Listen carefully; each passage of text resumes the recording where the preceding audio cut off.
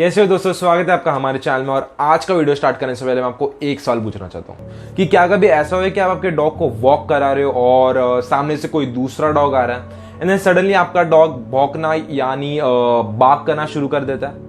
Well then it's normal, there is nothing to worry about, क्योंकि ये चीज़ बहुत ही ज़्यादा आम बात है डॉग्स के बीच में एंड ये चीज़ को सुधारा जा सकता है अगर इसे टाइम पर रोक दिया जाए।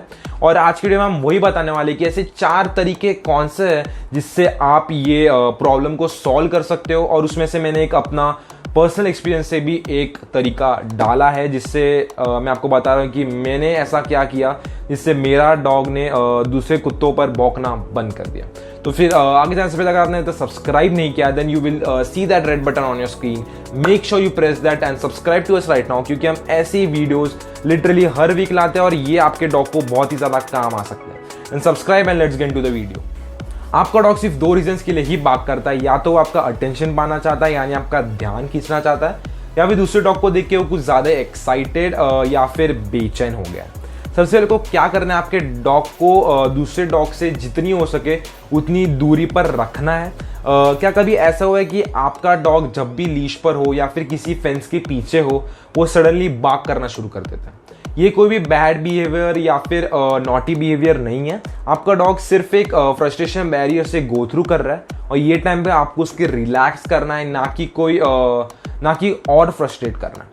तो आप रिलैक्स कैसे कर सकते हैं आपको बताने जा रहा हूँ। आपको क्या करना है, आपके डॉग को एक लीश पर रखना है, उसे बाहर लेके जाना है, देन उसको दूसरे डॉग से इतने नज़दीक रखना है कि वो उसे देख पाए और इतना दूर रख रहा है कि वो रिएक्ट ना कर पाए।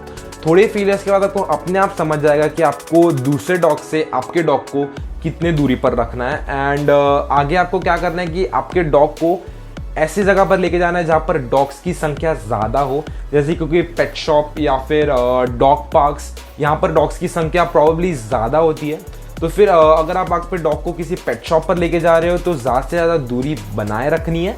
यानी अगर ये पेट शॉप है तो आप और आपका डॉग यहाँ पर होने चाहिए साइड वॉक पर, और अगर ये डॉग पार्क है तो आप किसी डॉग पार्क के कॉर्नर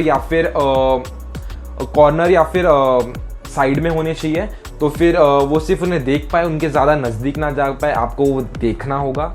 दूसरा तरीका है आपके डॉग को ट्रीट्स देना। जब भी आपका डॉग दूसरे डॉग को देख के ना भौंके तो तुरंत ही उसे बहुत सारे ट्रीट के साथ अप्रिशिएट करना है। एंड बहुत सारे ट्रीट्स मतलब ट्रीट्स के छोटे छोटे टुकड़े कर दो एंड वही ट्रीट्स उसे कंटिन्यूसली फीड करो। एंड ये कंटिन्यूसली फीड क्यों करना है, क्योंकि इससे आप आपके डॉग का ध्यान वो दूसरे डॉग से हटाकर आप पर डाल रहे हो, यानी आप उसे डिस्ट्रैक्ट कर रहे हो।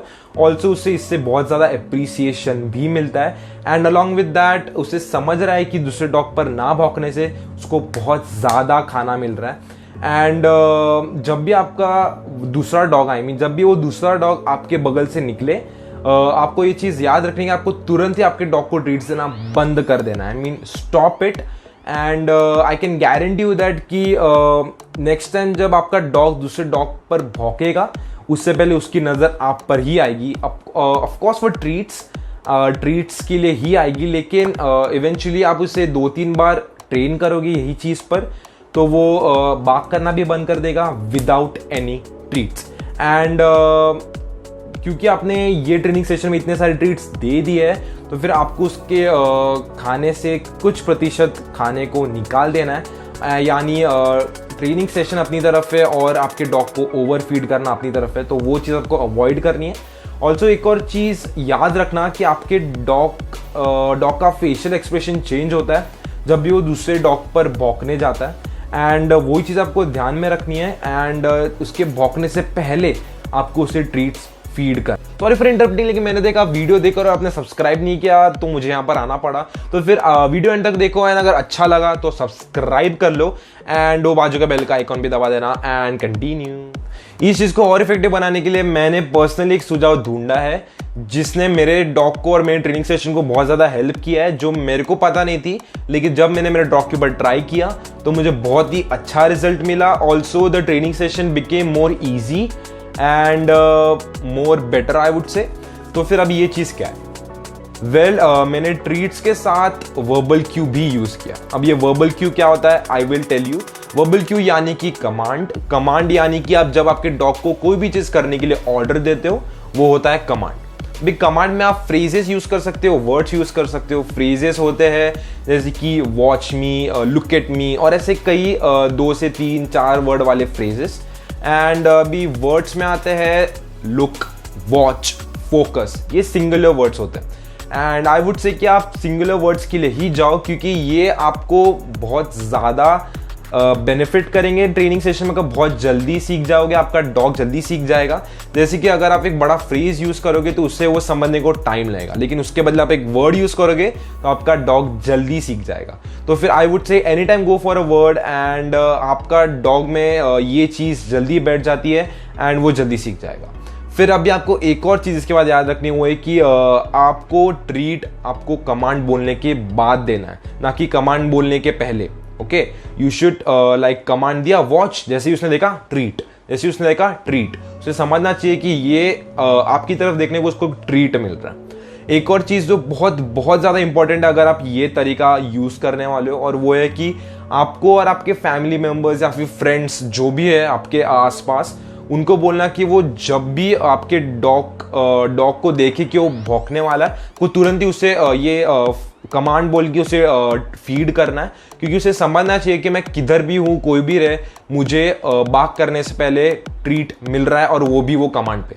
तो बिना बाग करने से पहले वो आपकी तरफ ही देखे, या फिर अगर फैमिली मेम्बर्स या फिर जिसने भी कमांड दी है। एक और चीज़ आपको याद रखनी है जो मैं वीडियो में नहीं डालने वाला था, लेकिन मैं सोच रहा हूँ डाल देता हूँ क्योंकि आपको हेल्प कर सकती है, और वो है कि आपको आपके डॉग का बॉडी लैंग्वेज चेक करना है। और वो है कि अगर आपके डॉग की बॉडी स्टिफ है, या फिर वो कुछ भी मूवमेंट नहीं दिखा रहा है, या फिर उसकी टेल सीधी है, then is probably about to bark. So be ready with your treats and commands.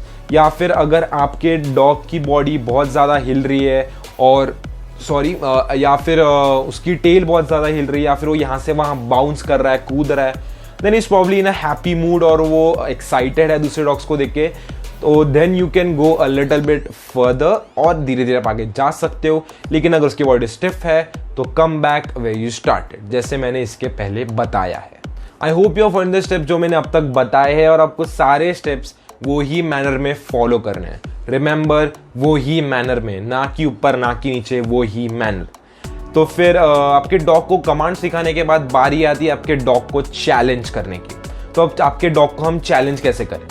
Bye taking your dog closer to other dogs. हाँ जी, आपने सही सुना, आपके डॉग को आपको दूसरे डॉग से जितना करीब हो सके उतना करीब लेके जाना है। एंड बाय जितना करीब हो सके उतना लेके जाना है, आई मीन अगर ये पेट स्टोर है तो आप और आपके डॉग यहाँ पर होने चाहिए, और अगर ये गार्डन है तो आप और आपके डॉग यहाँ पर गार्डन के एंट्रेंस पर होने चाहिए, ना कि वो दूसरे डॉग के मुंह पे। So you have to look for that. And आपको धीरे धीरे आपके डॉग को आगे लेके जाना है। एंड अगर आप देख रहे हो कि एंट्रेंस पे लाने के बाद आपका डॉग भौंकने लग रहा है, तो इमीडिएटली उससे जहाँ से चालू किया था वहाँ पर लेके जाओ, आपकी साइड वॉक फुटपाथ पर लेके जाओ जहाँ से आपने ये ट्रेनिंग सेशन चालू किया था। एंड नेक्स्ट टाइम और धीरे धीरे आगे बढ़ो, क्योंकि ये ट्रेनिंग सेशन में पेशेंस इज़ द की। क्योंकि अगर आप पेशेंस नहीं दिखाओगे तो आप 2-3 दिन सिखाओगे, उसके बाद आप कंटाल जाओगे, या फिर आप 2-3 दिन सिखाओगे, उसके बाद आप जल्दी से आपके डॉग को आगे लेके जाने की कोशिश करोगे, और वो बात सही नहीं है। क्योंकि हर डॉग का खुद का एक पेस होता है, और वो उतने पेस पे ही कुछ चीज़ें सीख सकता है। तो फिर make sure you go with patience and lots of appreciation, lots of treats as well. यही 4 चीज आपको हर दिन दोहरानी है, क्योंकि आपको तो पता ही होगा practice makes a man perfect, लेकिन आपके लिए हम यहाँ डॉग डाल देते हैं, like practice makes a dog perfect. Okay, ठीक है। एंड आपको एक और चीज याद रखनी है कि आपको इस चीज की डेली प्रैक्टिस करनी है, क्योंकि आपका डॉग सिर्फ 2-3 दिन दूसरे डॉग पे नहीं भौंकेगा, लेकिन चौथे दिन will be ready to bark at other dogs, और then it will be hectic, क्योंकि फिर को वापस पहले से शुरू करना पड़ेगा। एंड या इट्स अ लॉन्ग प्रोसेस, मैंने इससे गो थ्रू किया है, and you should not do this mistake. So regularly इसकी ट्रेनिंग सेशन करो। एंड आपको ट्रेनिंग सेशंस जितने शॉर्ट हो सके उतने शॉर्ट रखने हैं, जैसे 5 से 10 मिनट, उससे ज़्यादा मत जाना, नहीं तो आपका डॉग पक जाएगा and eventually he will lose interest in the training session, और ये चीज़ कभी होगी। चलो अभी वीडियो करने वक्त आ गया। अगर ये वीडियो थोड़ा हेल्पफुल रहा होगा तो आप लाइक तो कर ही दोगे, आप समझदार हो। एंड सबसे इंपॉर्टेंट चीज़, आप इसे ज़्यादा से ज़्यादा शेयर करो, क्योंकि ऐसे बहुत सारे डॉग ओनर्स हैं जो ये प्रॉब्लम से गो थ्रू कर रहे हैं, and it is very very irritating. मैंने पर्सनली ये प्रॉब्लम से गो थ्रू किया है एंड मुझे इंटरनेट पे इतना कंटेंट नहीं मिला इस टॉपिक के ऊपर, सो मैंने रिलीज़ किया एंड ये वीडियो वहाँ तक पहुँच सके इसलिए किया है। तो शेयर करो एंड सब्सक्राइब कर लो, क्योंकि मैं ऐसे वीडियोस हर वीक लाता हूँ जो आपको और आपके डॉग को हेल्प कर सकते हैं। एंड टेक केयर, आपके डॉग का ध्यान रखो, दूसरों का ध्यान रखो, स्ट्रीट्स पे जो डॉग है उनका ध्यान रखो, प्लीज़ प्लीज़।